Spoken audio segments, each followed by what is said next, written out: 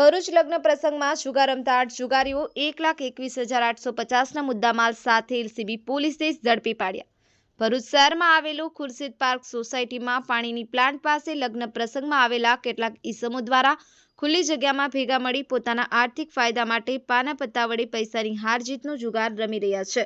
જે બાતમી ભરૂચ એલસીબીને મળતા જુગાર સ્થળ પર રેડ કરતા 8 જુગારીઓ પકડી પાડવામાં આવ્યા હતા, જેમાંથી 5 જગ્યા પરથી નાસી જતા આ 5 ઈસમોને વોન્ટેડ આરોપીઓ તરીકે ભરૂચ એલસીબીએ જાહેર કર્યા છે।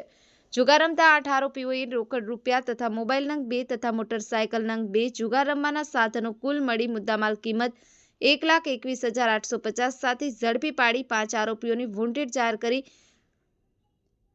કલમો મુજબ કાયદેસરની કાર્યવાહી કરી ભરૂચ શહેર બી ડિવિઝન પોલીસ સ્ટેશનમાં ગુનો રજીસ્ટર કરી આગળની વધુ તપાસ બી ડિવિઝન પોલીસ સ્ટેશન દ્વારા હાથ ધરવામાં આવેલી છે।